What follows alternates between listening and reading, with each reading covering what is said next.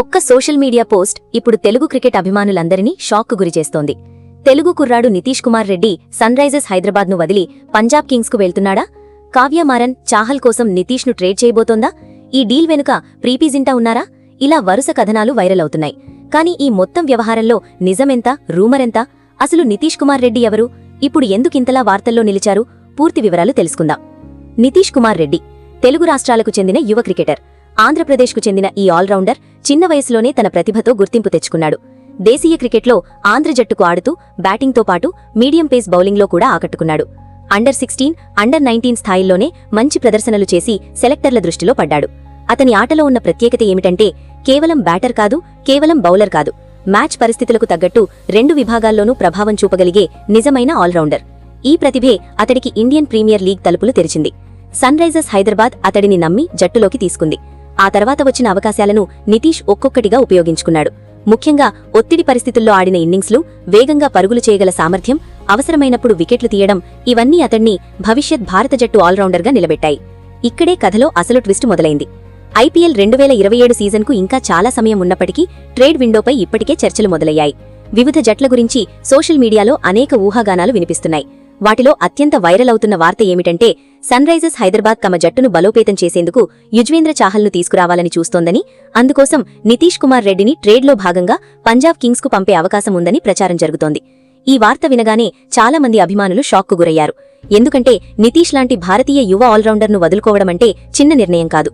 మరోవైపు చాహల్ లాంటి అనుభవజ్ఞుడైన స్పిన్నర్ సన్రైజర్స్కు ఉపయోగపడతాడనే వాదన కూడా వినిపిస్తోంది. గత సీజన్లలో హైదరాబాద్కు నాణ్యమైన స్పిన్ ఆప్షన్ అవసరమని చాలామంది విశ్లేషకులు కూడా అభిప్రాయపడ్డారు. కానీ ట్రేడ్ వర్గాల్లో నడిచే అసలు లెక్కలు ఇంకోలా ఉంటాయి. ఒక ఆటగాడి విలువను కేవలం ప్రస్తుత ఫామ్తో మాత్రమే నిర్ణయించరు.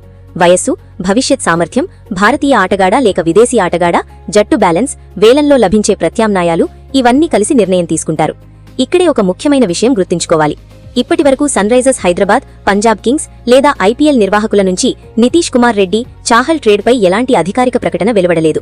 ప్రస్తుతం సోషల్ మీడియాలో తిరుగుతున్న సమాచారం ప్రధానంగా ఊహాగానాలు, అనధికారిక కథనాలపైనే ఆధారపడి ఉంది. అందువల్ల ఈ ట్రేడ్ ఖరారైందని చెప్పడానికి ఆధారాలు లేవు. ఇంకా ఆసక్తికరమైన విషయం ఏమిటంటే ఇటీవల పంజాబ్ కింగ్స్ యాజమాన్యం ప్రీతి జింటా స్వయంగా సోషల్ మీడియాలో వైరల్ అవుతున్న తప్పుడు కథనాలపై స్పందించారు. జట్టు, ఆటగాళ్ల గురించి నిర్ధారణ లేని వార్తలను ప్రచారం చేయొద్దని, ఫేక్ నారేటివ్స్ను నమ్మొద్దని బహిరంగంగా విజ్ఞప్తి చేశారు. అంటే ఇప్పుడు వైరల్ అవుతున్న ప్రతి ట్రేడ్ వార్త నిజమే అని భావించడం సరైనది కాదు.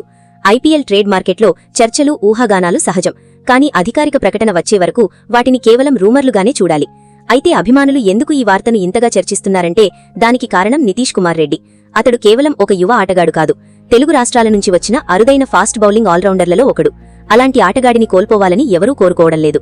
మరోవైపు చాహల్ అనుభవ్యం కూడా జట్టుకు ఎంతగానో ఉపయోగపడుతుందని కొందరు భావిస్తున్నారు. అందుకే ఈ చర్చ మరింత వేడెక్కింది. ఇప్పుడు అందరి దృష్టి ఒక్క విషయంపైనే ఉంది.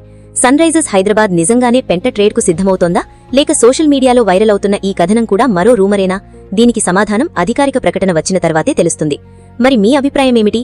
ఒకవేళ అలాంటి ట్రేడ్ ప్రతిపాదన నిజంగా వస్తే సన్రైజర్స్ హైదరాబాద్ నితీష్ కుమార్ రెడ్డిని ఇచ్చి యుజ్వేంద్ర చాహల్ను తీసుకోవడం సరైన నిర్ణయమా, లేక భవిష్యత్తును దృష్టిలో పెట్టుకుని నితీష్ను జట్టులోనే ఉంచాలా? మీ అభిప్రాయాన్ని కమెంట్లో తప్పకుండా తెలియజేయండి.